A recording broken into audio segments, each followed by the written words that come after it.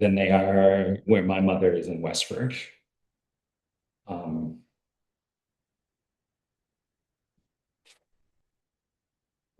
Yeah, Well, it's exciting. Kids, but just kids are great. yeah, It's just everything about them, all the way. we heard that they go through an age when they're always sticky, but then we came to the conclusion that maybe that's just because first-time parents don't know how to keep them not sticky, based on our experience of like trying to figure. My advice would be two things. One is never let them in bed with you. They're gonna scream and cry. If they're in bed with you a few nights, then they'll never go back to the room. Oh, that's an. You're gonna let them scream and cry for a while. Keep them outdoors. Get away from social media. Yeah, we're gonna. Danielle especially has said no iPad kids, that we're gonna, as much as we can, come away from those things for anything other than like tools, like maybe they can use them for, they need to do research or something, but we don't want a kid who like. We gave my son, he started doing a game, probably not late, when he was like 15 or something. But we just said, look, you got an hour, you can use it for cartoons, you can use it for. There you go. It's kind of working, yeah. He used 60 minutes every time. Yeah. You're up. Yeah. Hey, Tim. Hey, Tim. I'm expecting Maxfield still, but really see him waiting there, so. Do we want to move the table or just where we want to be? Just sit in the room. Yeah, we can just pull chairs up, can't we? We'll just do a circle. Or around. That's, I don't want to mess with their. Did you, thanks for doing this digging, whatever you must have dug through the existing zoning regulations to pick this out. Not a problem. Thanks. I did have that's my mind to pull this into an AI chat and then zoning and everything like that, but I don't think it was. So you know.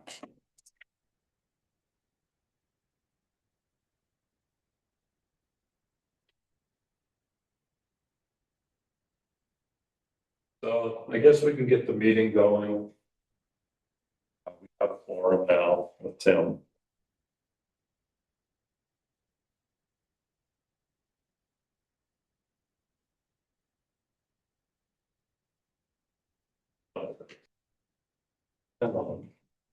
So we do not have a forum for the minutes for last meeting, so. Spread the whole weather, just fantastic. They are. But we don't have a quorum to approve this. So we'll go right into the meeting. So. Well, I'm here. I have a copy if anybody wants it. And you want me to, or do you know how to use the viewer thing? So I'm not just saying that. Just kidding. Okay. Yeah, that's email. Did you hear us, Tim?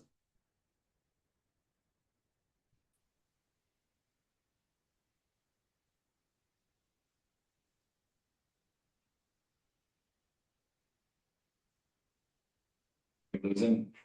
No, he's still there. Oh, hi. Tim, can you hear us?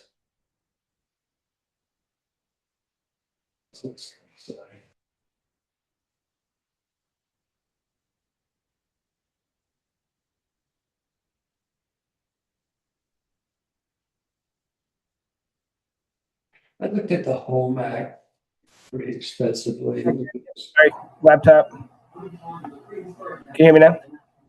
Yes, yes. Okay, cool. All right. So we were just getting started. Yeah.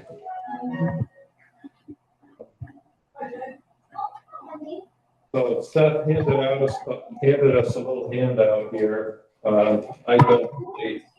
don't know how to share it on Zoom. Of course. describe that. Yeah, Probably gonna go through it anyway. yeah. Wolcott and Elmore received a municipal planning grant to look at updates to both community zoning and subdivision bylaws. Memo, the municipal planning grant will cover two things. Changes, I think there is a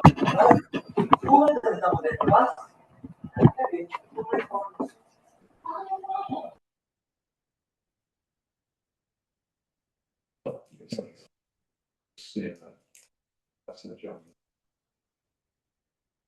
We got Maxfield must be here now.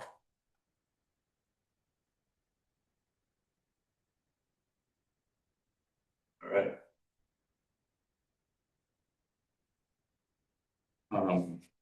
Evening, Maxfield. Evening, Maxfield.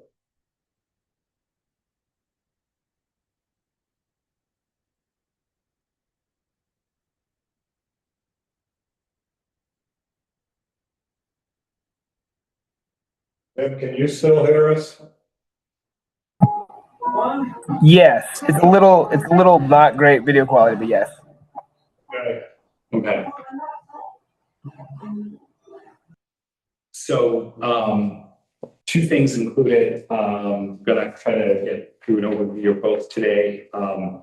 First is updates that are required to local zoning and subdivision bylaws based on the Home Act, which was an act passed by the legislature in 2023 aimed at reducing barriers to housing in local zoning and subdivision bylaws. There's also time in that municipal planning grant for local priorities. And in the second part of the memo, I outlined two basic things.